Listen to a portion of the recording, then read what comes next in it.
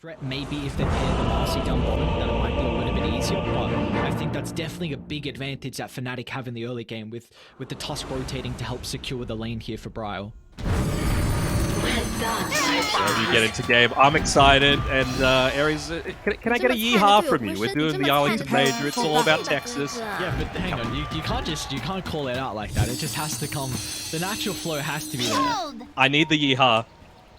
You know what? I'm waiting for the Snapfire to be picked up because Snapfire has a voice line where there is. All right, you are dead. So. I'll be waiting. Dead. We're casting some South American Dota later. They love that Snapfire.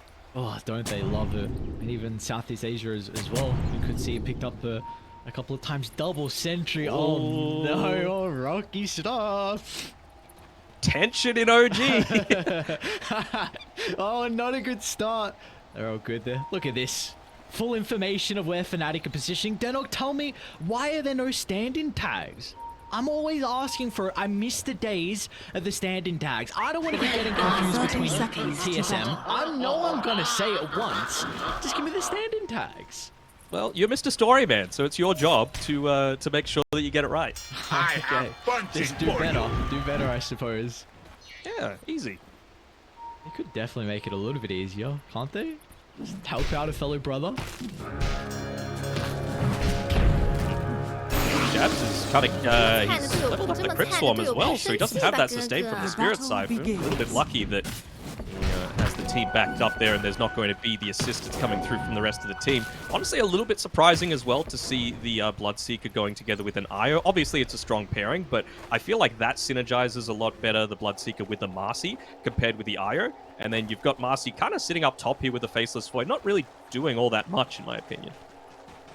Yeah, we see Tiger has gone for the Orb of Venom at the level 1. So do you feel like they're going to look to play pretty aggressive from OG in their safe lane? I actually never realized how high Marcy's base damage is. 60 is a lot when you're trying to trade against a Tusk who, like, he is a brawler. He wants to be doing that sort of thing. So maybe especially now, considering they saw the Spirit Cypher not level. He's always rolling, man. I don't know who's going to come out on top. Jabsy doesn't have the Fairy Fire to play with, and Uragi swipes first blood in our game 1. DJ was trying to chase down Tiger to get some revenge, but oh gee, what a way to kick off that first game. We've seen DJ be able to carry games from that position 4 role, so he gets all 3 of those creeps while he was sitting under there. Nothing lost outside of that first blood for Fnatic. Yeah, now especially it's so important for DJ to secure this for Jabs. He wants to make sure he's level 3, and he wants to make sure that he does it safely. Here we go again. This time maybe for Tiger. They're about to get to level 2, but the creeps aren't falling. Oh, so close to finding that little bit of experience required for Tiger to work with the rebound.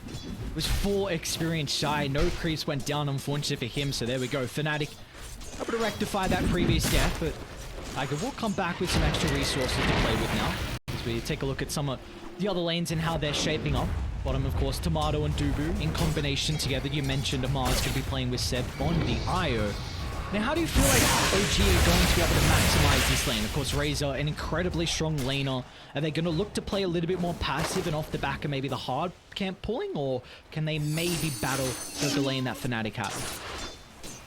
I would say it's going to be hard for OG to be able to combat this. Well, they're going to try to, but again, you've got Dubu here with a Shadow Word ready, and he's just completely bullying Amar away. The thing with this, it's particularly level 3 that you're looking for on this bot lane. Against an Io, you want to be able to, like, outlast. The time dilation, the shards are going to hold him back at the moment, but Uragi instantly time walks over. The blockade was not enough to stop OG. The second kill picked up for them in this top lane.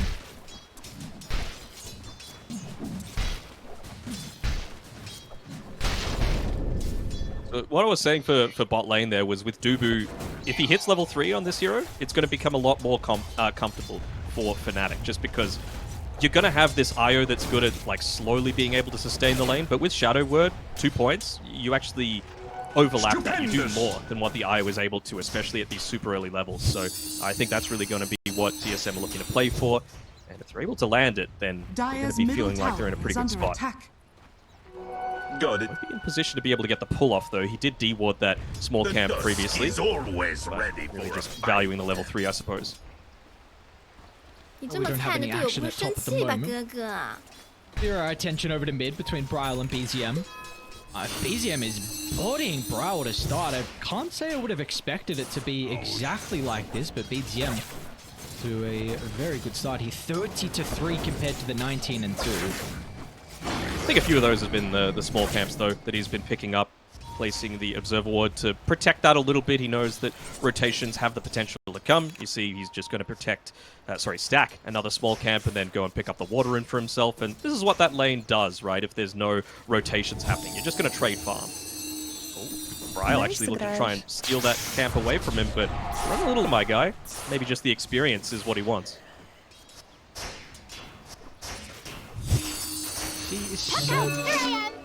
Nah, he's gonna be chilling. Ooh, get out of range of that plasma field, my good sir. So, bunch of damage being dealt down bottom. But we do see no rotations come out just yet. Top lane, no Tiger.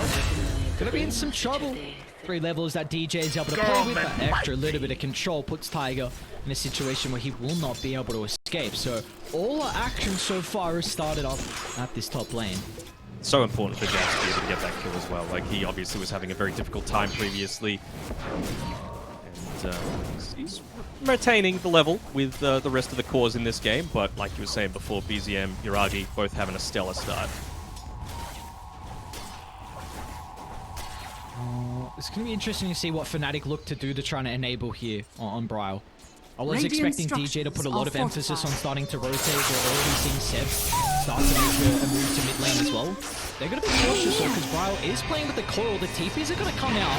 Seb has already anticipated this with his rotation, looking to play and enable BZM, at least to keep him alive long enough to get the zip back to the high ground. And even Tiger's looking to play tag as well and jump back in instead. They're looking to get aggressive onto DJ, but he's got the snowball to be able to buy some time. Up to the high ground it goes. BZM's got some mana to work with, but they won't continue to chase. Instead, they're going to be cautious. However, Bryle, he's out of resources, and there we go. That's the action we're looking for. It's going to be a lot of importance from either side to secure both their position 2's early game. And they're going to stick around on Fnatic as well. They want to make sure that they're securing, again, this is the first power rune actually coming up this game, so expect to see a lot more action around this. But Tiger, he TP'd previously, so it's going to be an outnumber for Fnatic right now. Got to make sure you're in position to be able to at least deny the rune away from the enemy core. Looks like it's top DD for Bryle. I mean, that's huge. That's a kill rune. With coil up in 15 seconds, Bryle could definitely work with this. They've got the catapult as well, so Fnatic, they're going to look to stick around. Really just trying to tank up a lot of this. They want to keep that siege creep alive for as long as possible. Nubu, though. So much damage to start it off, but maybe it puts OG in a compromised position. Bryle, however, is happy to continue sieging down the tower. They're going to force out the glyph. They will have Yuragi back, so they will have BZM back shortly. And all the way back to base to try and refill up the mana. You can TP in to help offer the defense. This is a lot of damage being put into a tier 1 tower, though, this early for a Puck lineup. Like, Puck does not excel at taking towers. So. BZM, he's going to zip on in. Jabs, he's playing with 2 points in the spirit cycle. Needs to find the second target. He's going to look to walk in, but Jabs is taking too much damage here. Fnatic will not be able to connect to keep the Death Prophet alive. A great rotation coming up from BZM. And look at this Tiger. He's even looking to get involved as well. The +1 kill that OG are so good at finding time and time again. Amar, though, bot side, he's moving fast, but he should be slowing down now, considering the people that just died. Gets back down to that 320 movement speed and a good cleanup coming through from Tomato. All right. 4-4. Even start, OG. They do have a minor net worth lead, but do you feel like there's any person that you're expecting to maybe have had a better lane than what we're seeing so far? Honestly, not in particular. Maybe that top side a little bit I thought would go a bit better for Fnatic. Speaking of top, by the way, just a little bit off. No points in the silence means that time walk comes off immediately, and I mean, you got to make use out of this. They're seeing Jabs rotating through to that mid lane because of that observer ward placed down previously by Tiger. Just look at all the responses starting to come through from OG. They'll secure the top rune, Illusion, and I feel like they're going to be satisfied in taking this tier 1 tower, but Chronosphere at the ready. Yuragi's coming through. They've got the ward on the high ground though, so Fnatic gonna be playing with a lot of information here. Middle tower has They fallen. have all the intelligence required to be able to secure this tower. So that's a rotation out of Yuragi and Seb leaving this lane where they're not really getting any gold, any experience. A little bit too late to be able to protect the tower. That is a big victory for Fnatic to start.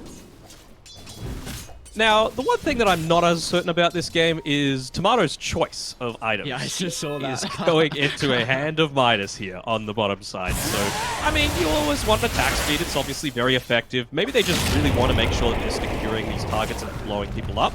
And speaking of Tomato, TPs are starting to come out, but Tomato, nice rotation. Bro drops the kill onto 3. They'll get the kill onto Tomato, but what is the price to pay? The Seb, he's not going to be able to escape. DJ is on point. A beautiful shot to block the escape avenue as Fnatic show up huge in the rotations.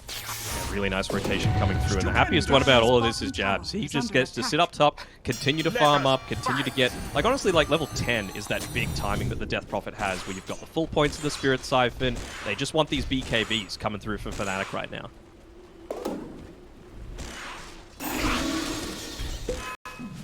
We're going to be looking at Fnatic.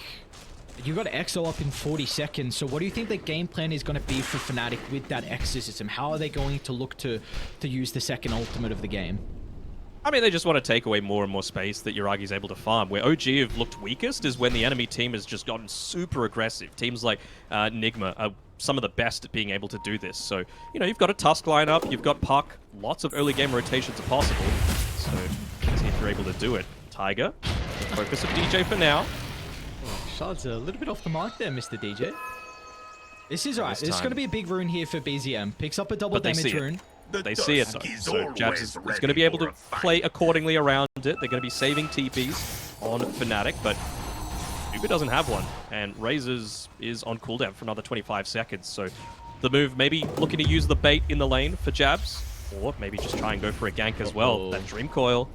Uh-oh, not only the coil, but they've got the chaotic offering as well to work with. Bryle lands the ultimate. Oh, they cancel the relocate as well. Dubu, a perfectly placed golem, is going to be able to stop the defensive factor of getting BZM out.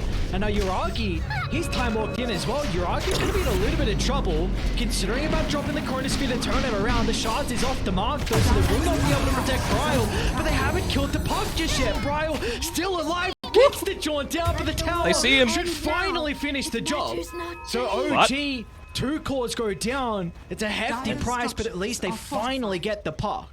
They do, but all this while, again, Jabs is just being left on this top lot side. Siege creep wave coming through, exorcism used, another tower. So not only are you denying away a lot of that net worth from just killing people, now the map is shrinking.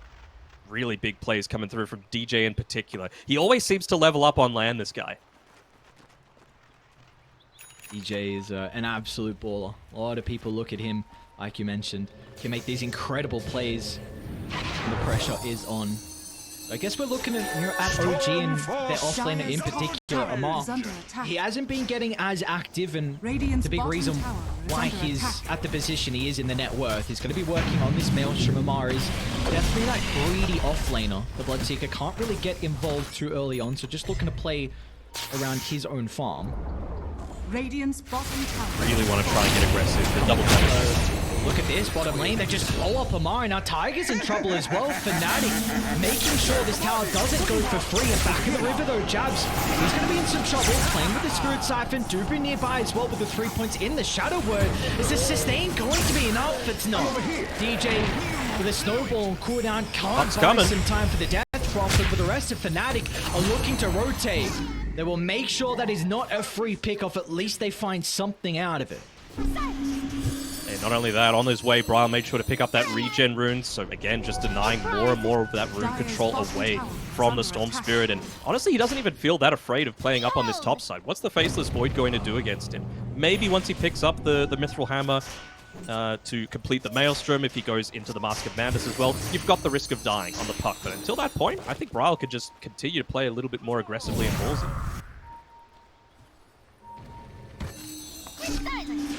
What do you think OG have to do now between the time that the time that Fnatic pick up the BKB? Because we're looking Tomato, he's incredibly farm. Midas, Ogre Axe, You got the Death Prophet that needs one more component as well. The OG need to get aggressive, or can they kind of deal with the BKBs? Let us fight. Sorry, I'm just watching this smoke come through here. The ward wasn't up, but they're pinging it out because the sentries were there. They just went straight into the Roche pit. Wow. Someone wasn't expecting that one coming through. You have to be careful. Ragi's going to TP in. Ronald already. Mars even considering about getting involved as well. This is going to be difficult for Fnatic. They have to make sure they don't get jumped. Tiger's going to lead into the pit for Cryo. He's able to reposition, and now with the Chrono from Yuragi onto 3, but where is the damage follow-up? BZM's going to look this Points the target. Middle, but they're barely tickling. Jabs it up to the north. The rock gets dropped, and it controls OG. They can't escape from the mouth of the pit as Fnatic. They lose out of mana. one, but they'll take so much more away from OG. BZM just gets a little bit of mana back thanks to the soaring, but Bryle is on pursuit. It's going to make sure BZM will not escape as Fnatic continuing this early start in game 1. It's up to a 3,000 net worth lead, and they're really putting the pressure on. I really love Fnatic's target prioritization this time around. You know, it was a great Chronosphere, of course, coming through from Yuragi there, but I mean, what can you do? It's early game. You don't have these BKBs. You get Dream Coiled, then what? You know, they dropped the rock. They made sure to all focus onto that Faceless Void, and then suddenly your teamfight damage, your sustain, it's gone.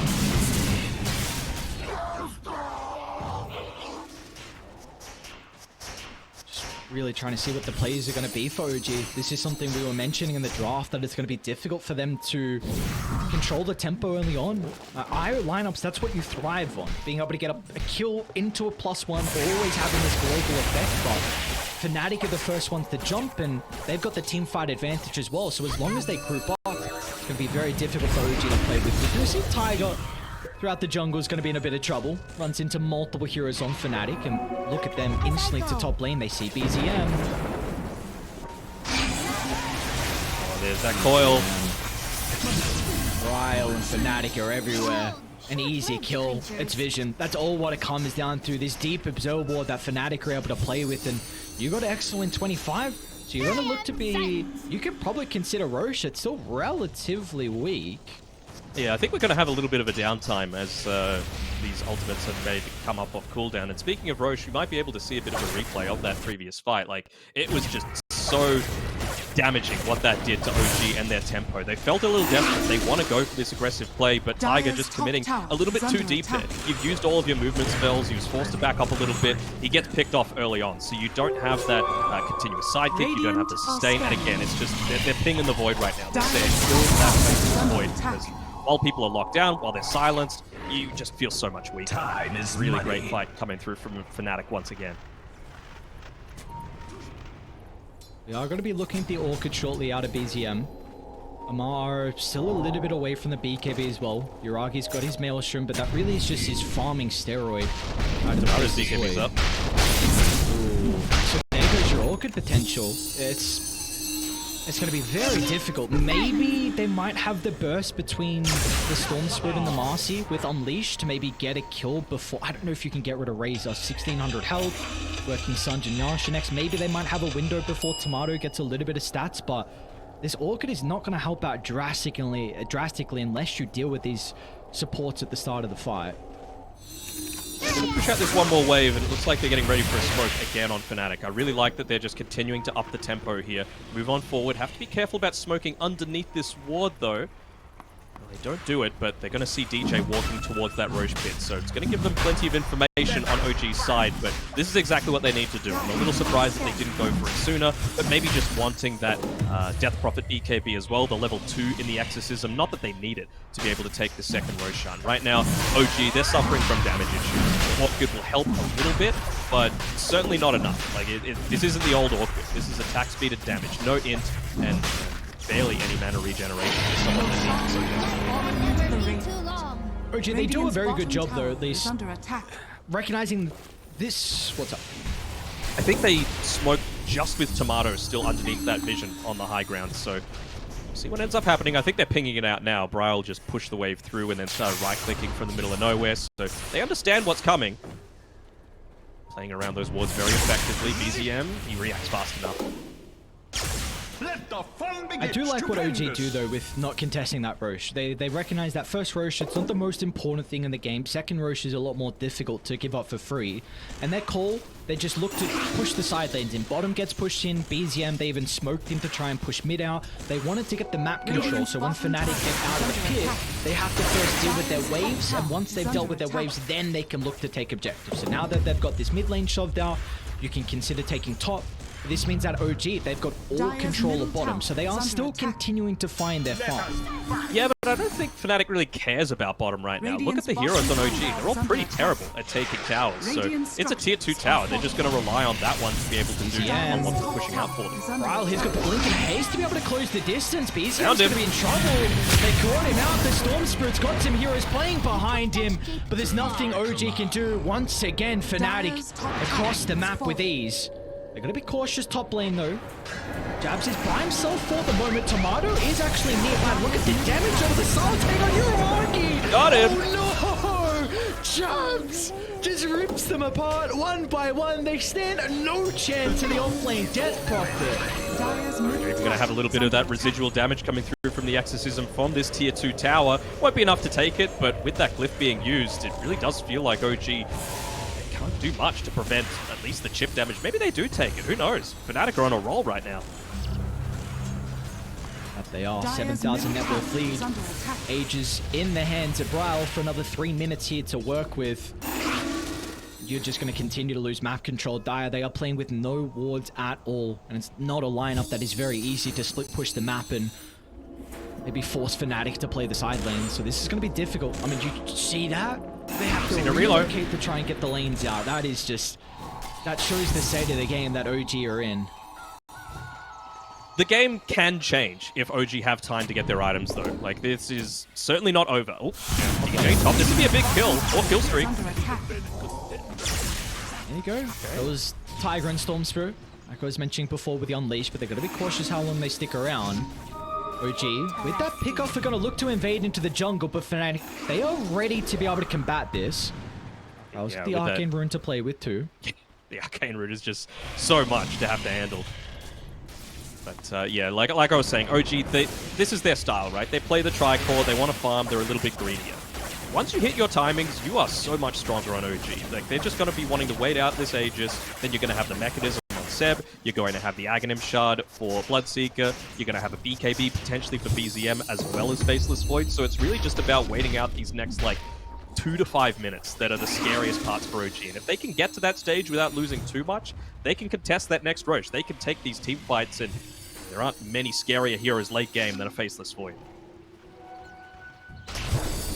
Sword though by the bottom outpost should be able to scout out Ryle moving bottom. They need to run into Seb.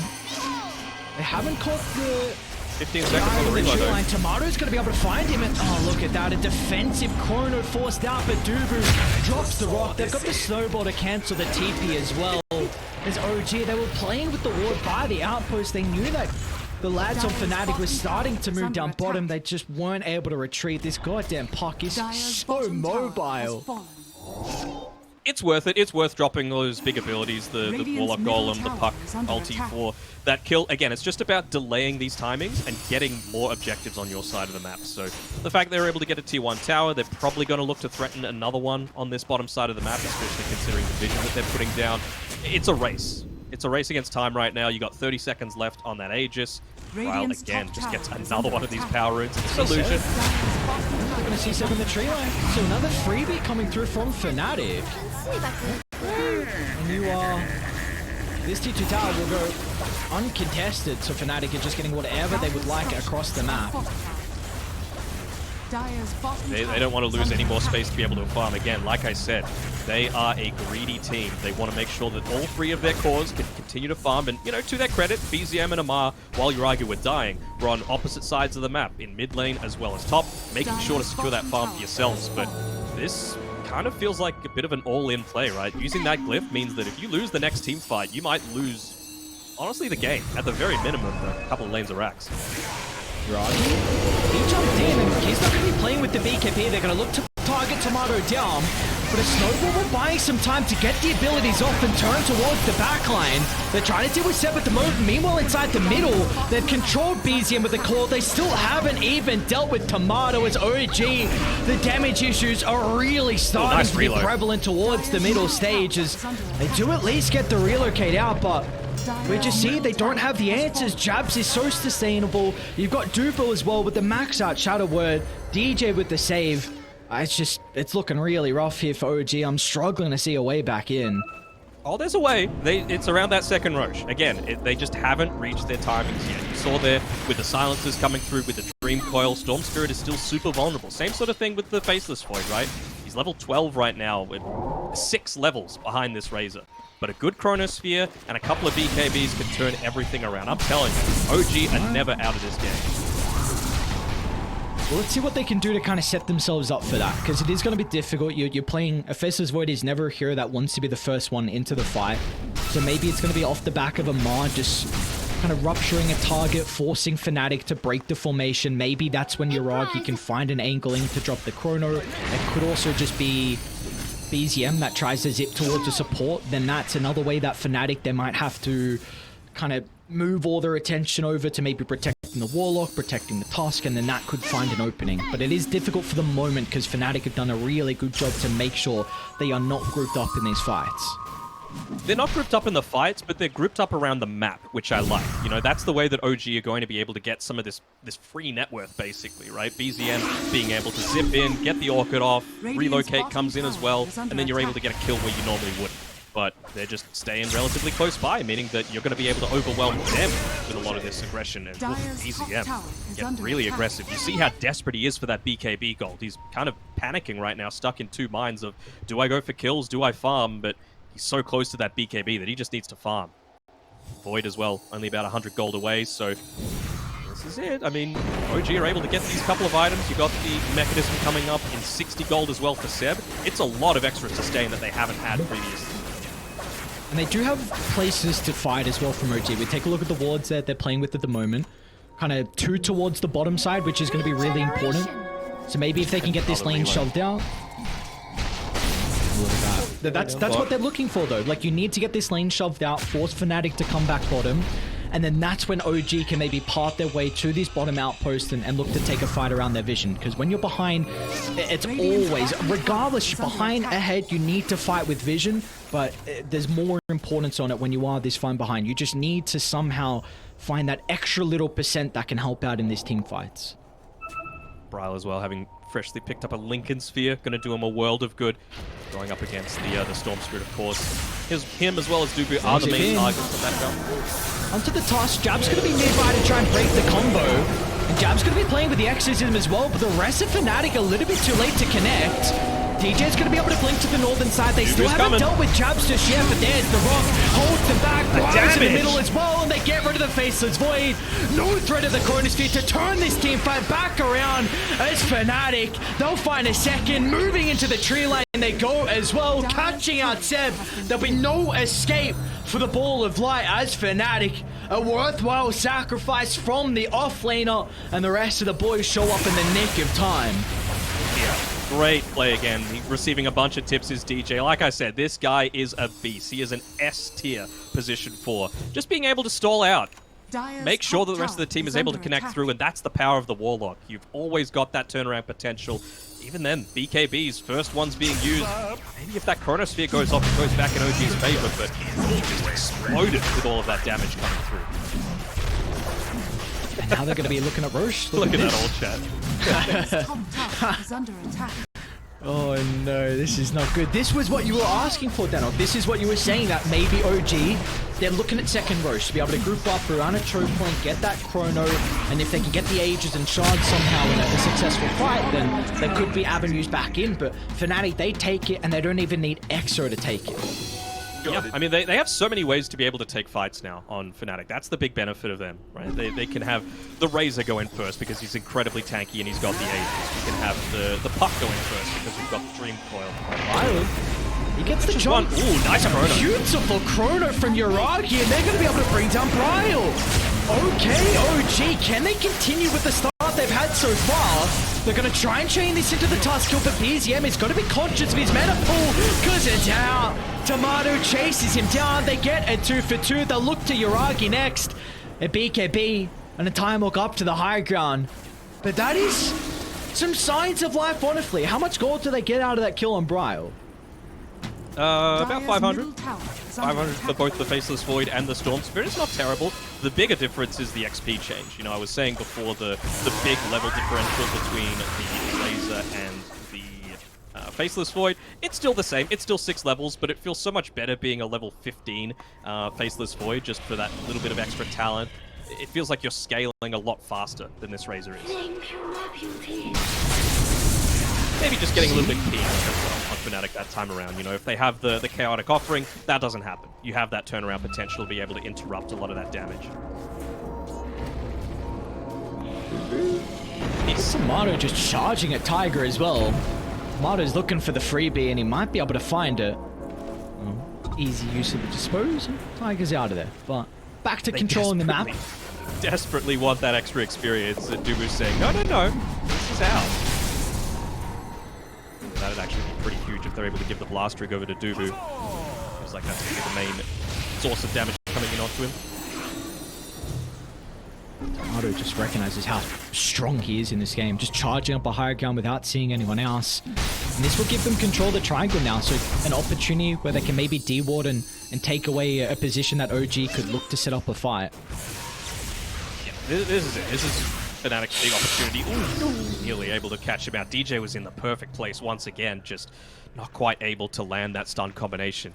But again, it's all about the delay game for OG, right? They either want to delay out this Aegis, they want to get another item for Yuragi. He's getting close into that Mjolnir. Nice scan. Oh, look at that. They're playing scared, though. It's a beautiful scan. DJ, he's coming. We're able to catch them.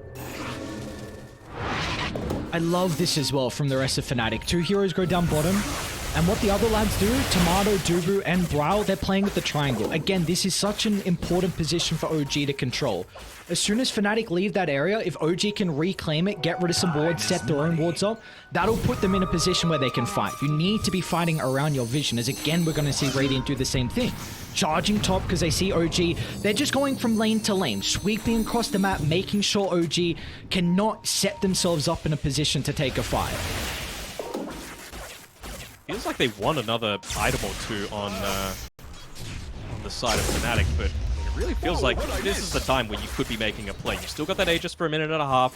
You've got Bryle, who's got that Arcane Root being used at the moment, and I mean, he's level 20. He's got that extra Waning Rift cooldown reduction, so he's just going to be basically making these supports unable to do anything. You know, there's no way to be able to cast spells in a lot of these team fights if Bryle's just there on Dire's top of middle them. tower is under attack. They go.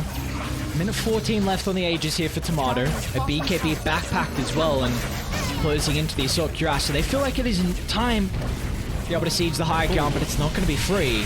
Look at Dubu's talents as well. He's gone the upheaval attack speed for both the Razor as well as the Siege Creep. Really just wanting to keep them alive and even using the Glyph to make sure that this push can continue. They're saying, OG, if you want to do something, you got to do it right now.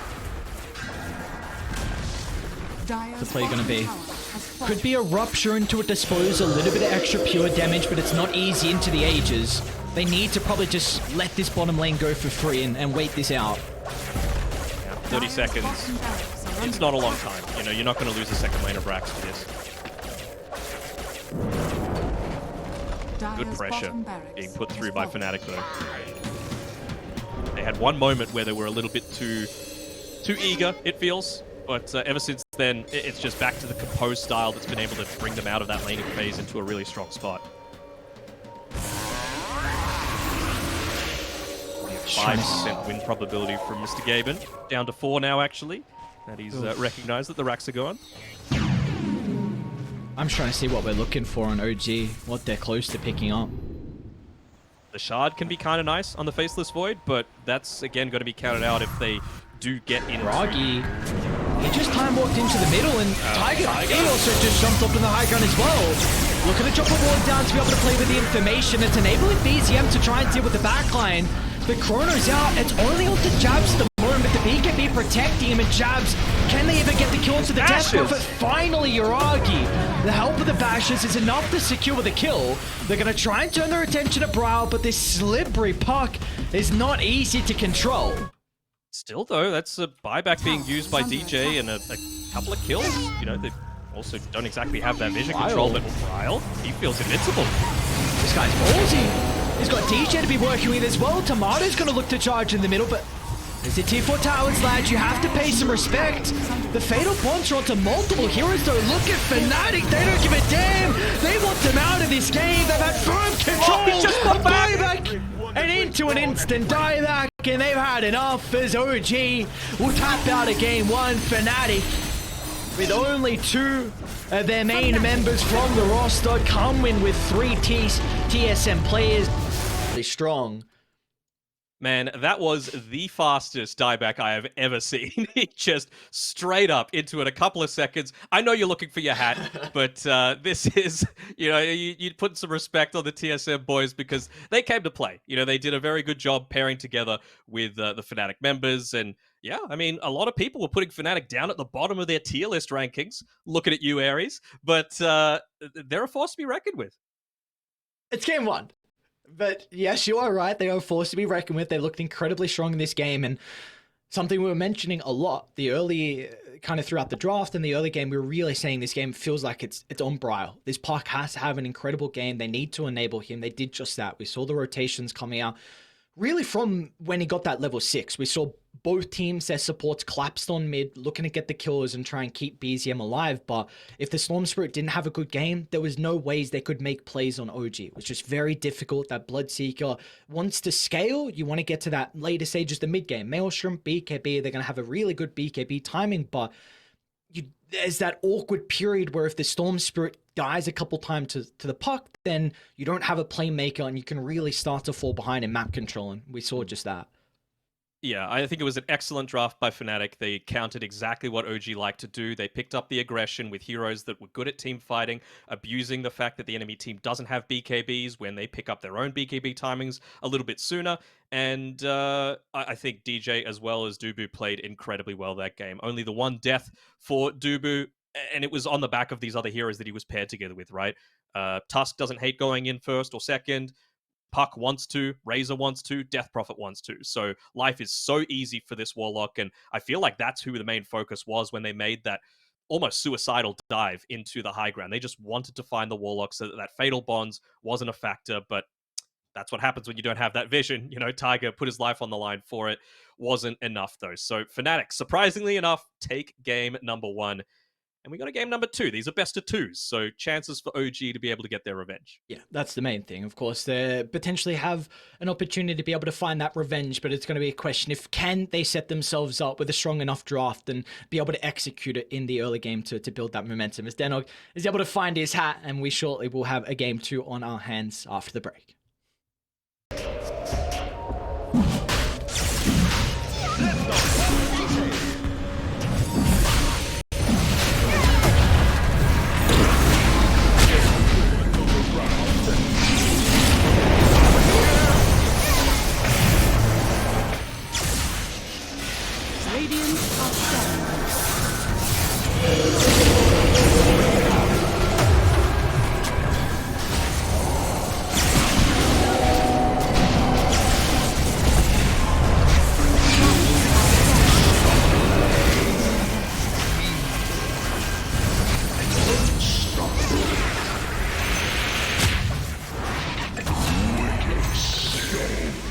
Dire's courier has been killed. Dire's middle tower is under attack.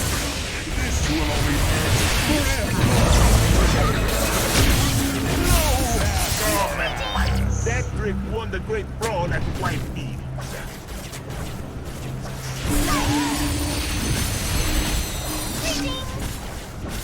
Fnatic